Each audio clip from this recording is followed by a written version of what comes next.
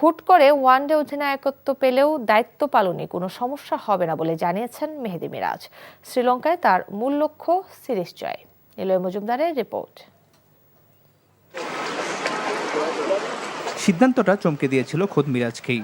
বৃহস্পতিবার বিসিবির ভার্চুয়াল মিটিংয়ে ক্রিকেট পরিচালনা বিভাগের প্রধান নাজুল আবদিন ফাহিম মিরাজকে জানান, ওয়ানডেতে অধিনায়কত্ব দায়িত্ব দেওয়া হবে এই অলরাউন্ডারকে।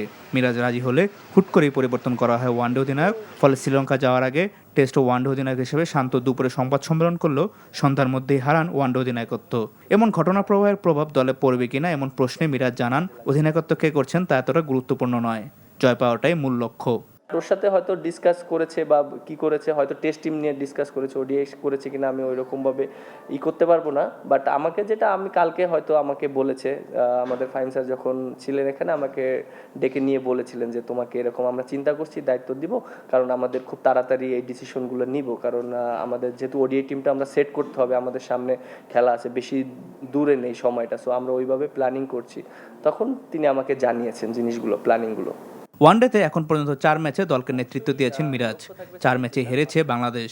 তবে 1 বছরের জন্য নেতৃত্ব পাওয়ার পর মিরাজের লক্ষ্য শ্রীলঙ্কায় সিরিজ জয়। ফার্স্ট ম্যাচটা আমাদের জন্য অনেক ইম্পর্টেন্ট। আর যেহেতু আপনি দেখেন যে গত বছর আমরা বেশি ওডিআই ম্যাচ খেলিনি, সো আমাদের জন্য এটা একটা চ্যালেঞ্জ। এর আগে আমরা দেখেন যে যখন ওডিআই ম্যাচ খেলেছি প্রায় বছরে 15-20টাও ম্যাচ হয়েছে। যেহেতু টেস্ট ক্রিকেটের চ্যাম্পিয়নশিপ ছিল, আমাদের ওডিআইটা ওইরকম হয়নি। সো এটা একটা ওডিআই প্লেয়ারদের জন্য একটা চ্যালেঞ্জিং, যে অনেক দিন পর পর খেলা হলে অবশ্যই চ্যালেঞ্জ হবে, বাট আমাদের লক্ষ্য থাকবে অবশ্যই সিরিজ জেতা। তবে কোনো সিরিজ শুরুর ঠিক আগে এমনভাবে নেতৃত্ব বাছাই কতটা যৌক্তিক সেই প্রশ্ন থেকেই যাচ্ছে। Nila Majumdar, NTV news, Dhaka.